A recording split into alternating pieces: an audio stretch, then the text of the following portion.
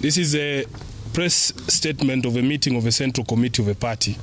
The central committee of the party has had a meeting with its elected members, leaders from Migori and Kisii counties to get a brief following recent worrying incidents in the two counties. In attendance from the county of Migori was the governor, Honorable Chilo Ayako, the women representative, Honorable Fatuma Full Network, the senator, the Honorable Eddie Okech, the member of parliament for Suna West, the Honorable Peter Masara, the MP Suna East, Honorable Junet Mohammed, and two MCS from Migori as well.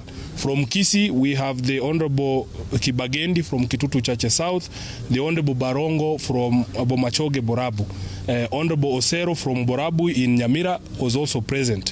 What has emerged from the briefing is that there is a clear and calculated plan to use state power to destabilize ODM-run counties and constituencies in partnership with rogue members of the party, some subject to ongoing disciplinary proceedings, who have since pledged allegiance to the regime. The idea seems to be to utilize state force, particularly the police and provincial administration, to prop up the so-called rebels in an attempt to penetrate our strongholds. In Migori, police fired tear gas at mourners at a funeral on the 3rd of this month in Uriri sub-county at the direction of the area MP, Honorable Mark Nyamita. Honorable Nyamita was invited to today's meeting but did not attend. At this stage, the party wishes to fully dissociate itself from the Honorable Mark Nyamita. We have granted his wish to no longer be part of us and advise our members in Uriri and Migori generally that he is an agent of our opponents in the UDA with the assigned task of sowing confusion and discord within ODM. Honorable Nyamita does not speak for nor represent the party at any level, and we advise our members to view and treat him and all those who support him accordingly. In Bomachoge Borabu, UDA MPs, in a bid to undermine the area ODM MP, Honorable Barongo, brandished employment letters from the TSC and the Kenya Wildlife Service.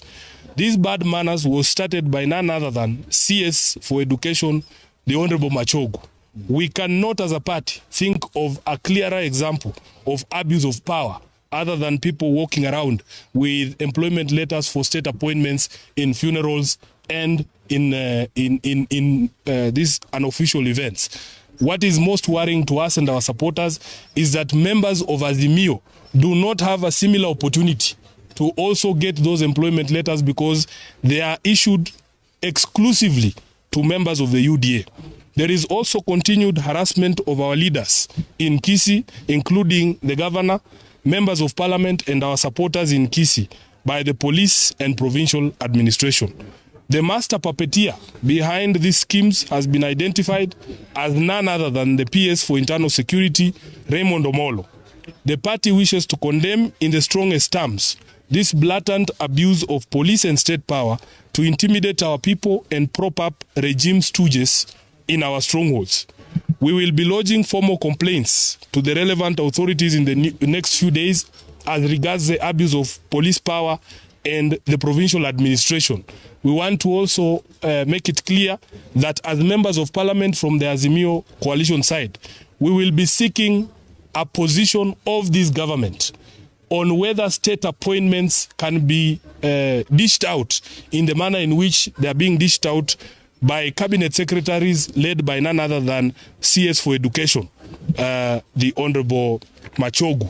So MPs, we will be summoning the CS to Parliament to explain to us where and how members of ODM can pick TSC employment letters. In the meantime, we urge our supporters to remain vigilant and smell out these nefarious schemes by the regime and its stooges who hide amongst us, thinking they can deceive us as to their intentions. That is the end of the statement, and if there are any questions, we will take the questions now. Thank you. I think it is clear. Yeah. So you never lack a question? Yes. Is it regarding this? Okay.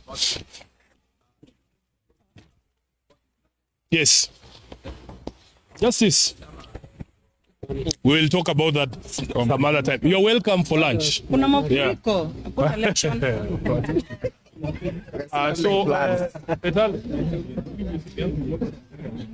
Okay.